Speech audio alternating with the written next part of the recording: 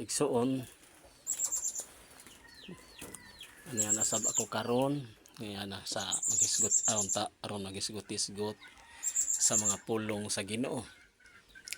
Adya mo katinga nga dunay naningog nga mga langgam na apoy mga manok kay ako di ako sa humpadjag sa bukid. Agahong tema karon mahitungod aning na baniog na sa tibok kalibutan nga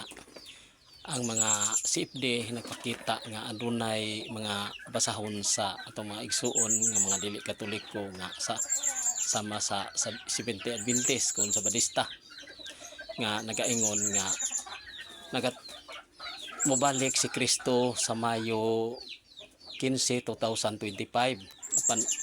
unsa na marong pitsa di city na kita karon unsa nahitabo bagod ang ilang gisulti anto bag wa kini dili gadyo kini angay katingad-an kay bisan si Kristo nagpasidaan na ning daan nga adunay daghan nga magdala sa iyang ngalan ug bisan pa ngani sa basahon sa Deuteronomio sa panahon ni Moises, Deuteronomio 18:22 nga kun ang may usa ka propeta nga magsulti sa mensahe sa Ginoo ug moangkon nga siya sinugo apan ang iyang gisulti wala matuman matud pa sa Ginoo nga wala ko siya sugua. Mao kini naa nato mabasa sa Deuteronomio 18:22. Unja si Kristo mismo nagkapasidaan ng daan nga muanhi ang mga mini nga mga propeta, mga mini nga mga Mesiyas. Amo angkon nga mga kana lagi mo angkon nga sila ang may Mesiyas o magda sa iyang ngalan. Asa man nato mabasa sa Mateo 24 bersikulo 4 kama 11 kama 23 ngadto 24 nga ang kapasidaan ng atong Ginoo og sa Marcos kapitulo 13 bersikulo 6 og sa San Lucas 21:8 nga daghan ang mga mini nga mga propeta mga mini nga mga Mesiyas mini nga magtutudlo. Unja nagaingon pagadud si Kristo nga walay tawo nga nasayod sa takna sa ida pagbalik sa anak sa tawo bisan pa gani ang mga anghel sa langit ug bisan pa gani giingon nga bisan pa gani ang anak sa tawo kinsa man ang anak sa tawo mao si Kristo mabasa sa Mateo kapitulo 24 bersikulo 36 bisan pa ngani ang mga anghel sa langit wa masadyon. Unja sa 42 mao gihapong uluhan 24 42 ngadto 44 nga ang pagbalik sa anak sa tawo sama sa usa ka watan. Mabasa nato kana sa San Mateo 24 bersikulo 42 ngadto 44 nga kung nasayod pa ang tagbalay kung nanos aya abot ang kawatan magtukaw kadto siya aron dili malungkab sa kawatan ng balay. Matod pa diha sa maong teksto. Unja sa San Marcos 13:35 ngadto 36 nga nagaingon po San Marcos nga kinahanglan magtukaw kay wala ta masadyon sa moabalik ang anak sa tawo sa hapon ba sa tungang gabi ba o sa dili pagkadlawon o sa buntag ba. San Marcos 13:35-36 busa mauna kini ang katumanan karon nga atong mga igsuon nga mga Seventh Adventist nga nagatagna.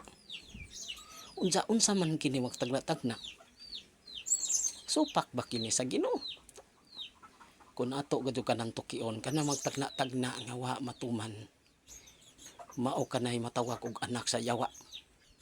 Asa man natong babasa San Juan kapitulo 8 bersikulo 44 nga matod pa ang atong Ginoo nga nagaingon nga mga anak kamo sa inyong amahan nga maong yawa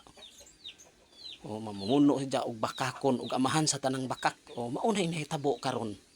nga nagatagna-tagna nga wa matuman. Mauna nga kita angay kitang magbantay ining mga kalasiha sa mga tao. Unsa kinig ato gud ang tukion kini mga Seventh-day Adventist ang sinugdanan ni si William Miller. Unsa ang nahitabo da ning William Miller?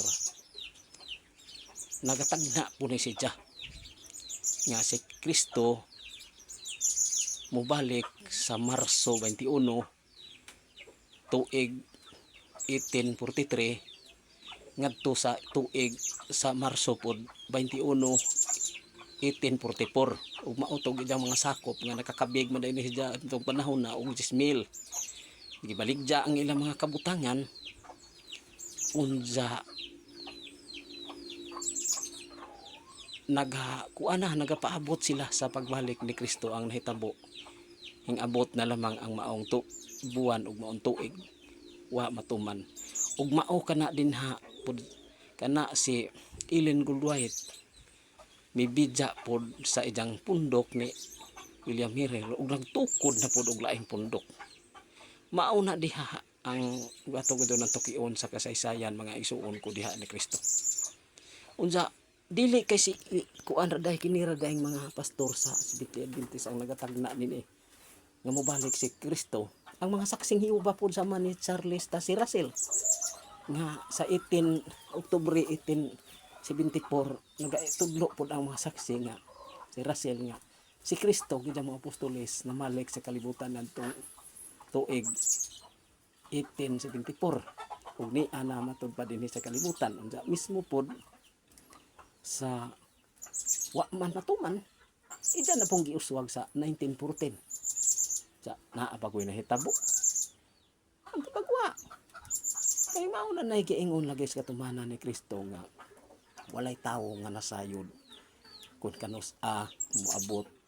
ang bisan pa gani ang anak sa tao kun dili ang amahan lamang mo'y nasayod sa tanan. Mao na diha mga isuon ko diha ni Kristo nga angay kita nga mamalandong nini. Diyan nakakita ko sa mga video po sa atong mga isuon nga mga Sabadista kung si Seventh-day Adventist labihan po lang kisi-kisi ini kay kanang kahinumdum ko mura ba pud na sila og kanang manok ihas nga nalitagan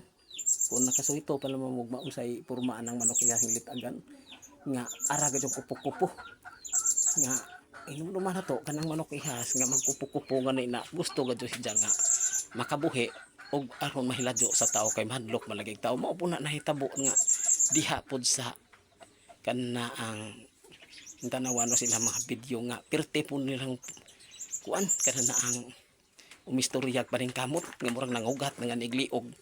aron gajud nga ilang dipinsahan ang kuan sa ilang basahon. Mao na diha mga igsuon ko diha ni Kristo nga kung kita mamalandong lamang magtuki ta sa balang kasulatan nga kini sila mauna ang katumanan sa giingon ni Kristo nga kinahanglan magbantay kita kay daghan ra ba pud ang malimbungan niini ug karon nagakadaghan na ang magkalain-lain mga pundok pero hunuman na to kung maghisgo tag iglesia kung simbahan usara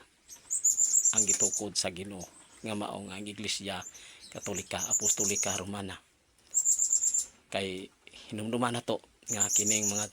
naglain-lain mga pundok mga mini kini sila kay sumala sa Salmo 127 tuling 1 gawas kun ang Ginoo ang Dios mo mismo magtukod og balay kawang lamang ang tao nga naghago nini kana ning nanggitukod og mga lain-lain mga pundok kawang lamang kay dili man ang Dios mo mismo nag kuan ani kanang nagtukod niini unsaon sa man kining balay sumala sa unang sulat ni San Pablo ngadto kan Timoteo 3:15 nga San Pablo nga kanini ang apan kun malangan kay ako kini sulatan mo magtudlo kanimo unsaon nato pag kinabuhi diha sa pamilya sa Dios nga maong iglesia sa buhi nga Dios ang haligi ug sukaranan sa kamatuoran usa-usara ka iglesia ang gitukod sumala sa Epeso kapitulo kana ang 20 kapitulo 5 bersikulo 23 nga ang iglesia usara ka iglesia usara ka ugma kining iglesia ha mao kini ang pag-ijang lawas nga ijang luwason. Epeso 5:23 unsa mismo ang Ginoo mismo gud nagtukod og iglesia diha sa Mateo 18 ngadto sa 19 nga pinaagi dito ni San Pedro nga ikaw si Pedro gibabaw ning bato tukuron kang kung iglesia ug bisan gani ang kamatayon dili gayud makabuntog nini. Musa mga igsuon ko diha ni Kristo nga angay kita malandong nini nga dili kita magpasakop og laing pundok gawas diha sa iglesia nga gitukod ni Kristo. Mao na diha mga igsuon ko diha ni Kristo nga angay kita ini magtuki angay kitang mamalandong kun sa kaatong panahon karon kun hae ta og naa mga lingtas laing pundok kinahanglan nga kun mahimo mo balik na kita sa simbahan nga gitukod sa Ginoo nga mao ang Katoliko. Amen.